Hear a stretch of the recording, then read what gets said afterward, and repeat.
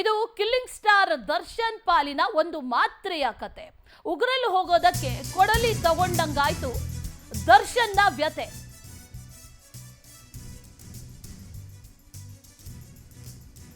ದರ್ಶನ್ಗೆ ಸಂಕಷ್ಟ ತಂದಿದೆ ಕೇವಲ ₹2.22 ಮಾತ್ರೆ. ಅಷ್ಟಕ್ಕೂ ಈ ₹2.22 ಆ ಮಾತ್ರೆ ಯಾವುದು? ಆ ಮಾತ್ರೆಗೂ ಈ ಕಿಲ್ಲಿಂಗ್ ಸ್ಟಾರ್ ದರ್ಶನ್ಗೂ ಏನ್ ಸಂಬಂಧ? ಎಲ್ಲಿಂದ ಯಾವ ಸಂಬಂಧ?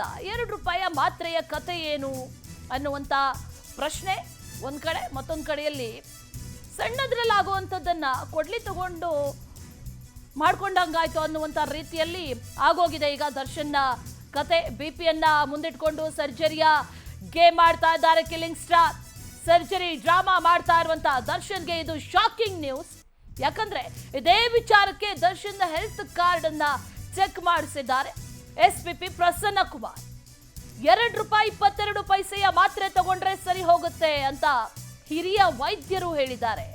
ಆಪರೇಷನ್ ಆಗಲೇಬೇಕು ಅಂತ 6 ವಾರ ಬೇಲ್ ತಗೊಂಡು ಬೇಲ್ನ ಮೇಲೆ ಹೊರಗೆ ಬಂದಿದ್ದಾರೆ. ಆಪರೇಷನ್ ಆಗಲೇಬೇಕು ಅಂತ ಇದ್ದಿದ್ರೆ 5 ವಾರಗಳಿಂದ ಆಪರೇಷನ್ ಮಾಡಿಸ್ತಾ ಇರ್ಲಿಲ್ವಾ? ಬಿಪಿ ವೇರಿಯೇಷನ್ ಆಗ್ತಾ ಇದೆ, ಯಾಕೆ ಮಾಡಿಸ್ಲಿಲ್ಲ ಅಂತಂದ್ರೆ ದರ್ಶನ್ ಪರ ವಕೀಲರು ಸಿ ವಿ ನಾಗೇಶ್ ಅವರು ಹೇಳ್ತಾರೆ ಅವ್ರಿಗೆ ಬಿಪಿ ಪ್ರಾಬ್ಲಮ್ ಆಗಿದೆ, ಬಿಪಿ ಏರುಪೇರಾಗಿದೆ ಅಂತ. ಬಿಪಿಗಂತ ಟ್ಯಾಬ್ಲೆಟ್ಸ್ ಇಲ್ವಾ? ಅದನ್ನು ಕಂಟ್ರೋಲ್ ಮಾಡೋದಕ್ಕೆ ಬರದೇ ಇರುವಂತಹ ಬಿಪಿನ ಅನ್ನುವಂಥ ಪ್ರಶ್ನೆಯೂ ಕೂಡ ಸಾಕಷ್ಟು ಬಾರಿ ಕಾಡಿತ್ತು. 5 ವಾರ ಕಳೆದ್ರೂ ಕೂಡ ಈವರೆಗೂ ಕೂಡ ಯಾವುದೇ ಶಸ್ತ್ರಚಿಕಿತ್ಸೆಯೂ ಆಗಿಲ್ಲ, ಅದ್ರ ಬಗ್ಗೆ ಯಾವುದೇ ವಿಚಾರಗಳು ಕೂಡ ಇಲ್ಲ. ಹಾಗಾಗಿ ನಟ ದರ್ಶನ್ ಮಧ್ಯಂತರ ಜಾಮೀನನ್ನ ರದ್ದುಪಡಿಸಬೇಕು ಅಂತ ಎಸ್ಪಿಪಿ ಪ್ರಸನ್ನ ಕುಮಾರ್ ಹೇಳಿದ್ದಾರೆ.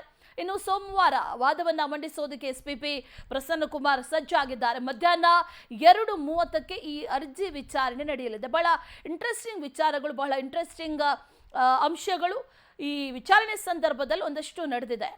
ಮೊನ್ನೆ ಸಿ ವಿ ನಾಗೇಶ್ ಅವರು ಬಹಳ ಪ್ರಬಲವಾಗಿ ವಾದವನ್ನ ಮಂಡಿಸಿದ್ರು. ಬಹಳ ಪ್ರಬಲ ವಾದ ಅಂತಂದ್ರೆ ಮಧ್ಯಂತರ ಜಾಮೀನನ್ನ ಪಡೆದು ಹೊರಗಿದ್ದಾರೆ, ಇನ್ನೂ ಯಾಕೆ ಸರ್ಜರಿ ಆಗಿಲ್ಲ ಅಂತ ನ್ಯಾಯಾಧೀಶರು ಕೇಳಿದ್ರೆ ಅವ್ರಿಗೆ ಬಿಪಿ ವೇರಿಯೇಷನ್ ಆಗ್ತಾ ಇದೆ ಅಂತ ಒಂದಷ್ಟು ಡಾಕ್ಯುಮೆಂಟ್ಸ್ ಅನ್ನ ಸಿ ವಿ ನಾಗೇಶ್ ಅವರು ನ್ಯಾಯಮೂರ್ತಿಗಳ ಮುಂದೆ ಇಡ್ತಾರೆ. ಈಗ ಅದಕ್ಕೆ ಎಸ್ಪಿಪಿ ಪ್ರಸನ್ನ ಕುಮಾರ್ ಅವರು ಕೌಂಟರ್ ಕೊಟ್ಟಿದ್ದಾರೆ. ಬಿಪಿ ವೇರಿಯೇಷನ್ ಆಗ್ತಾ ಇದೆಯಾ? ಹಿರಿಯ ವೈದ್ಯರೇ ಸಲಹೆ ಕೊಟ್ಟಿದ್ದಾರೆ. ₹2.22 ಒಂದು ಮಾತ್ರೆ ಬರುತ್ತೆ, ಆ ಮಾತ್ರೆ ತಗೊಳ್ಳಿ, ಎಲ್ಲ ಸರಿ ಹೋಗುತ್ತೆ ಅನ್ನುವಂಥ ರೀತಿಯಲ್ಲಿ ಪ್ರಬಲವಾದವನ್ನ ಎಸ್ಪಿಪಿ ಕೂಡ ಮಂಡಿಸಿದ್ದಾರೆ. ಮತ್ತಷ್ಟು ಡೀಟೇಲ್ಸ್ ಅನ್ನ ನೀಡ್ತಾರೆ ನಮ್ಮ ಪ್ರತಿನಿಧಿ ವೀರೇಶ್ ನೇರ ಸಂಪರ್ಕದಲ್ಲಿ ಜಾಯಿನ್ ಆಗ್ತಾ ಇದ್ದಾರೆ.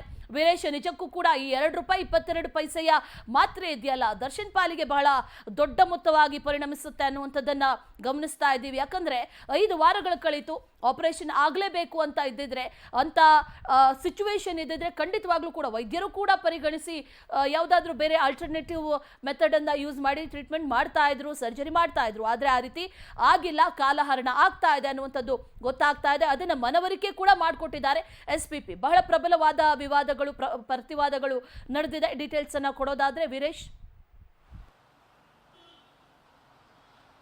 ಖಂಡಿತ ಅಶ್ವಿನಿ, ಈಗಾಗಲೇ ರೇಣುಕಾಸ್ವಾಮಿ ಕೊಲೆ ಪ್ರಕರಣದಲ್ಲಿ ನಟ ದರ್ಶನ್ಗೆ ಈಗಾಗಲೇ 6 ವಾರಗಳ ಕಾಲ ಈಗಾಗಲೇ ಮಧ್ಯಂತರ ಜಾಮೀನು ನೀಡಿ ಏನು ಹೈಕೋರ್ಟ್ ಆದೇಶ ನೀಡಿತ್ತು. ಮತ್ತು ಈಗಾಗಲೇ 5 ವಾರಗಳ ಕಾಲ ಮುಕ್ತಾಯವಾಗಿರುವಂಥದ್ದು ಮತ್ತು 6ನೇ ವಾರಗಳು ಕೂಡ ಈಗಾಗಲೇ ಚಿಕಿತ್ಸೆ ನಡೀತಿರುವಂಥದ್ದು. ಒಂದು ಕಡೆ ಏನು ದರ್ಶನ್ ಪರ ವಕೀಲರು ಕೂಡ ಏನು ಒಂದು ಆರ್ಗ್ಯುಮೆಂಟ್ನಲ್ಲಿ ಕೂಡ ಸ್ಪಷ್ಟವಾಗಿ ಹೇಳಿರ್ತಾರೆ. ಯಾಕಂದರೆ ಈಗಾಗಲೇ ಮಧ್ಯಂತರ ಜಾಮೀನು ಅವರಿಗೆ ಅವಶ್ಯಕತೆ ಇದೆ.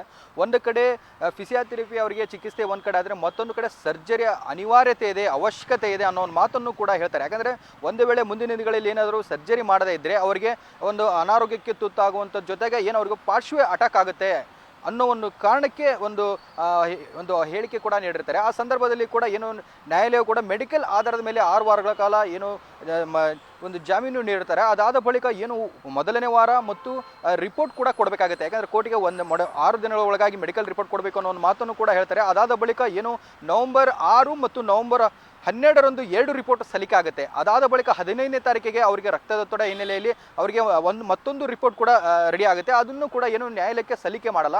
ಇವೆಲ್ಲ ಆಯಾಮಗಳಲ್ಲಿ ಕೂಡ ಒಂದು ಕಡೆ ಮೆಡಿಕಲ್ ರಿಪೋರ್ಟ್ ಆಧಾರದ ಮೇಲೆ ಮಧ್ಯಂತರ ಜಾಮೀನು ಪಡೆದ್ರು ಕೂಡ ಇದುವರೆಗೂ ಅವರಿಗೆ ಶಸ್ತ್ರಚಿಕಿತ್ಸೆ ಆಗಿಲ್ಲ ಅನ್ನೋ ಒಂದು ಮಾತು ಬಿಟ್ಟರೆ ಇದುವರೆಗೂ ಯಾವುದೇ ಅಧಿಕೃತವಾಗಿ ದಿನಾಂಕ ಕೂಡ ಘೋಷಣೆ ಆಗಿಲ್ಲ. ಮತ್ತು ನಿನ್ನೆ ಕೂಡ okay Veeresh, thank you. Details